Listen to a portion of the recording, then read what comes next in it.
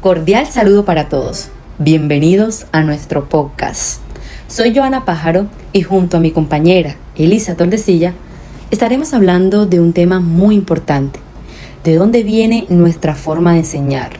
Una mirada al pasado para entender y transformar el presente. Quiero invitarte a que hagamos algo diferente. No solo escuchar, sino también pensar juntos.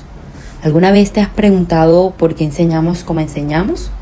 ¿O por qué la escuela funciona de la forma en la que lo hace hoy? Bueno, en este podcast vamos a mirar un poco hacia atrás, hacia la historia de la educación, para entender mejor lo que pasa en nuestras aulas actualmente y reflexionar críticamente sobre esos procesos históricos que tienen raíces profundas.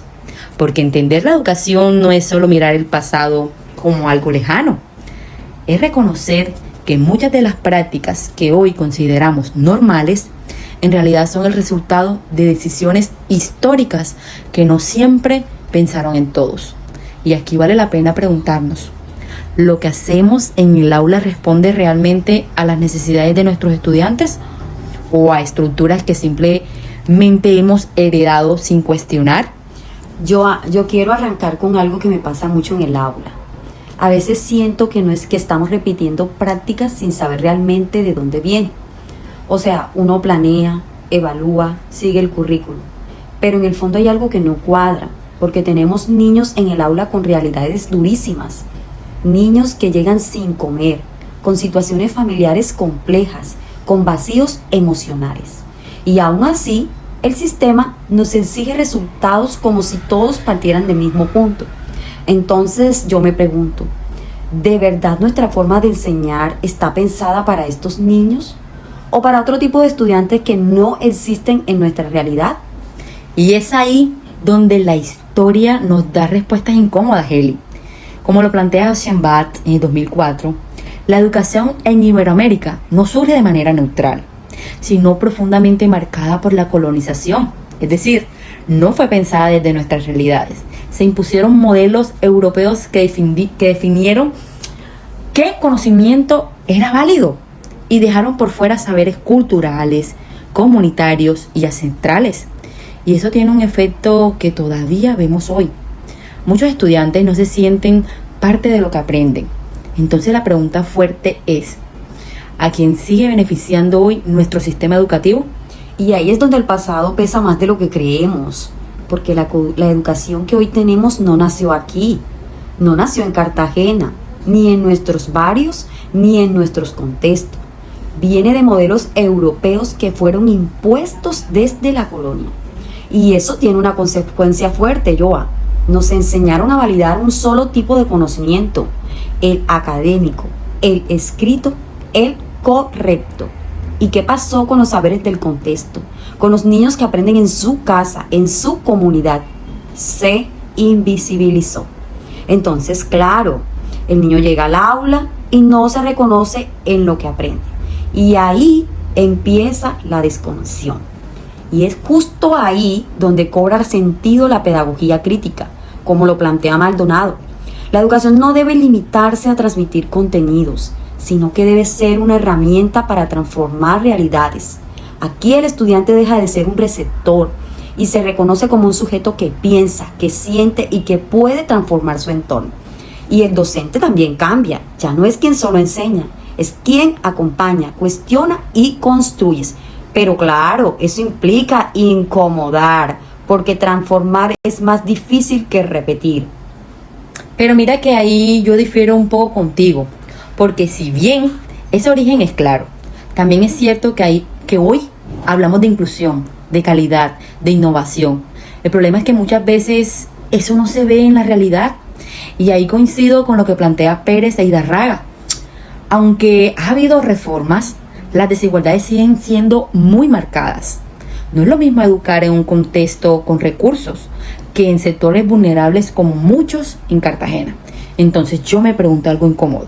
¿Las reformas han sido realmente transformadoras o solo ajustes que no tocan el fondo del problema?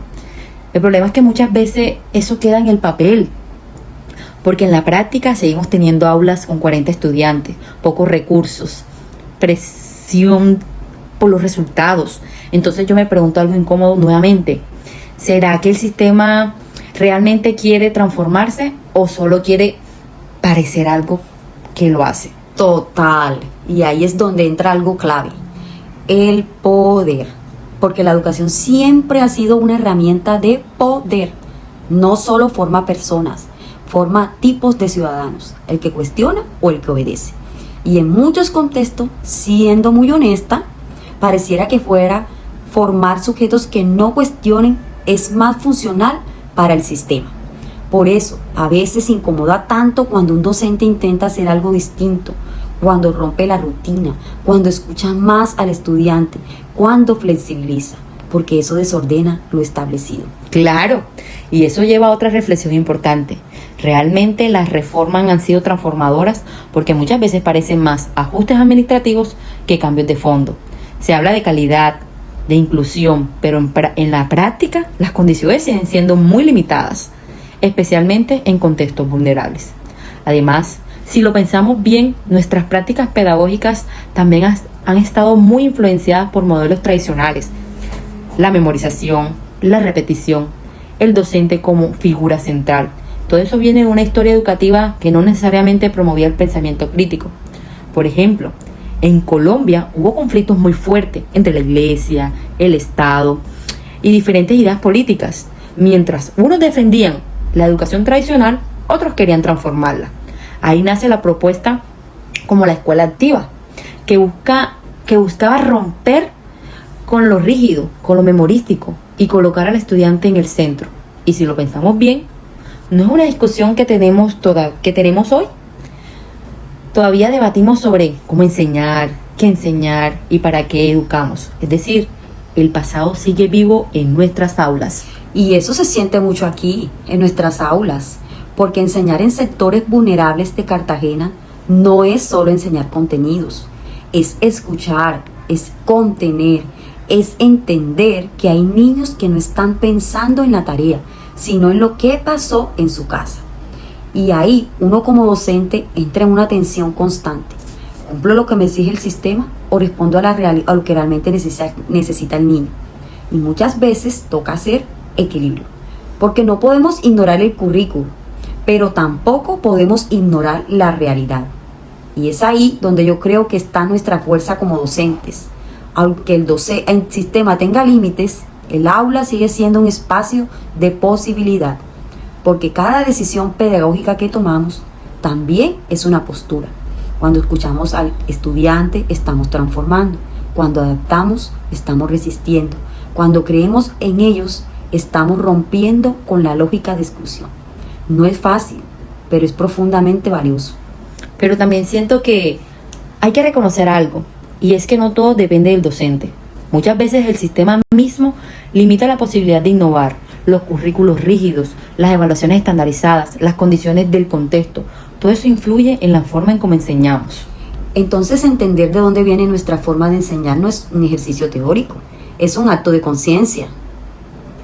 Es reconocer que muchas de nuestras prácticas no nacieron con nosotros, pero sí está en nuestras manos decidir qué hacer con ellas. Porque la educación puede seguir reproduciendo desigualdades. O puede convertirse en una oportunidad para transformarlas. O más que nunca, enseñar implica mirar al estudiante en su totalidad.